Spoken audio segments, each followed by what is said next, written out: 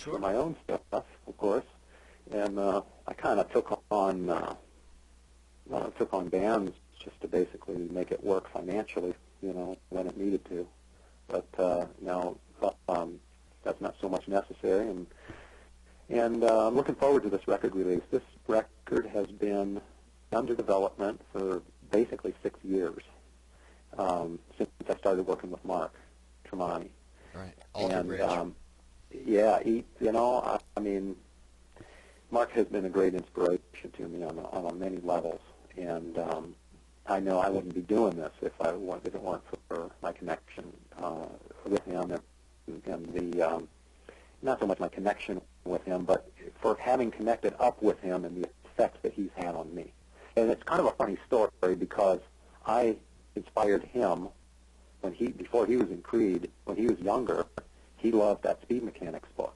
So he was a big fan of my work, and I had no idea until he was getting interviewed, and then the interview guy who I was working with at Hal Leonard says, "Oh, by the way, Troy, he mentioned that book of yours. It's been something he really liked." So then I was in contact with him, and then we went from there.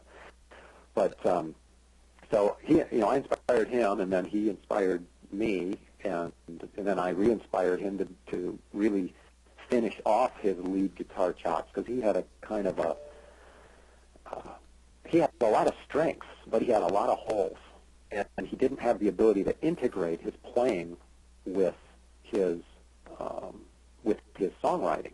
I mean, he had made it in Creed with his songwriting, skills and sensitivities, and he really didn't bring a big part of him, which is what he wants on lead guitar, until Alter Bridge.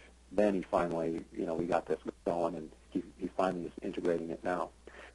But so it's been 6 years, and man, I can't tell you how many. It's like we'd be doing the stuff, and he was helping with some of it, and it was.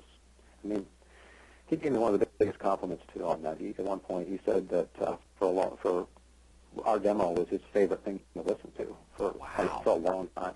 Wow. And so I know the music is good, and I know that, and when we put it in front of people, people like it. A lot of people like it. So I think some pretty good things are going to be happening.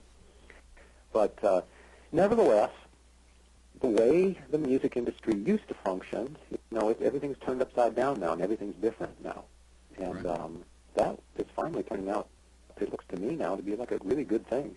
That's cool. There was a period of time where I didn't know, because it doesn't seem like a really good idea when people basically want music for free. I don't know how I'm going to make a living out of doing this. Right. But that's another story to get into. But early on, it went up to Wind Up Records, and she didn't like the singer we had at the time, and it's funny how this works. But, the timing of one person's opinion, at least in the old structure of things, where the people hold the keys to the kingdom, and all the resources, are the record companies, period.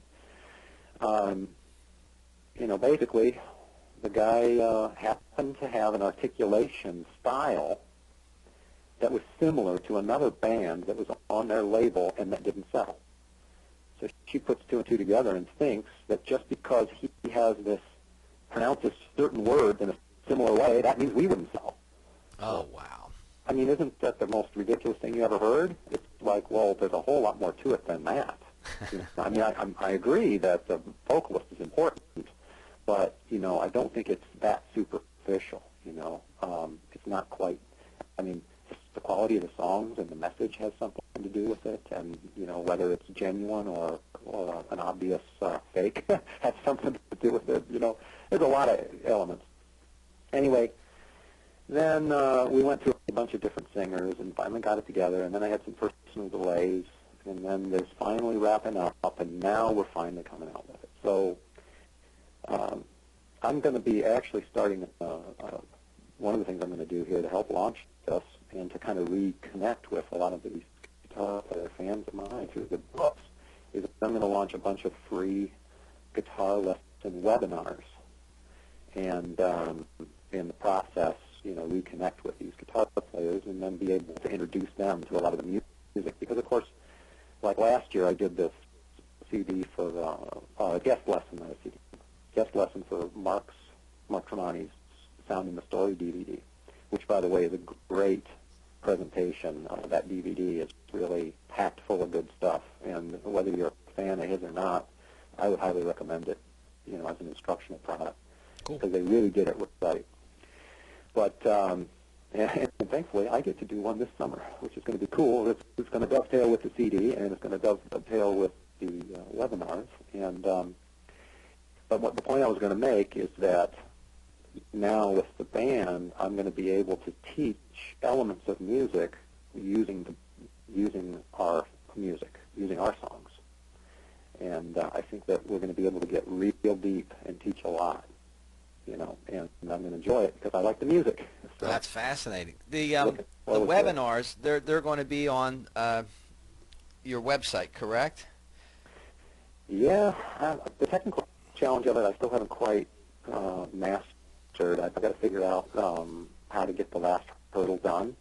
But it's going to be streaming webinars. I've got that part of it down, and it's going to include, it'll be live, so people can chat, like ask questions. They can type in questions, and then I'll have question and answers. Talk about, books, talk about, I'll be able to teach things.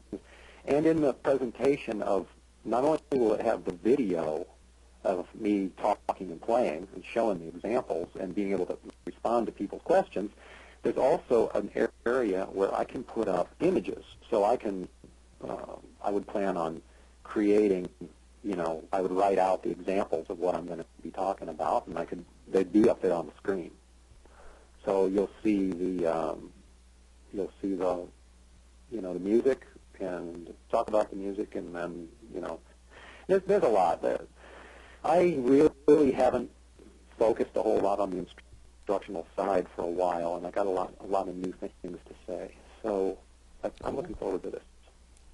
Troy, I have two more student questions I have to get through with you, Sure. real quick. Not to switch gears, but it's just I'm going to forget otherwise, and then I'll get yelled at by a 18-year-old, and I don't need that. What was your first guitar? My first guitar was a Strat copy, and I think the name on it was Apollo, I guess, as in you're become a star. I don't know. Yeah, I don't know. Mine was a Maya. Yeah. Yeah, Strat copy Maya, which Really? I think is it's Chinese or something for illusion. Oh yeah, no, it's Indian. Yeah, Yeah, Maya is Indian Yeah. for illusion. Yeah, it's basically referring to the whole material universe. Yeah. So, yeah, that was an Apollo, and it played okay, but I gave it up for Les Paul after about a year, I think, a year or two. How about the first amp? My first amp. Well, I remember I had a little practice amp with that original thing. I don't know what that was, but You don't some recall? little 8-watt, deal Yeah. that it had no gain on it, so it was just a master. You know what I mean, like Sure. really old school. Yeah. To get it distorted, you'd have to turn it way up, and then of course the distortion would totally suck. But anyway, the first real amp I had was, I think, kind of a Fender that had an overdrive in it. That was pretty cool. And then I remember Marshall came along after that, and a couple other brands. I think Laney. I think I was using some Laney amps at the time I recorded. Laney and Marshall when I recorded the I don't know if they're still around. Laney. When I was recording the lead guitar method. Yeah. Where was that recording done, by the way? Recording was done at a little studio in Milwaukee called Firebird Studios, and a good guy named Rami did that, and he's still probably still doing it. But it was a little, it was I think it was an 8-track, no, I think it was an 8-track studio, just 8-track tape, Wow. I don't know, it might have been 16.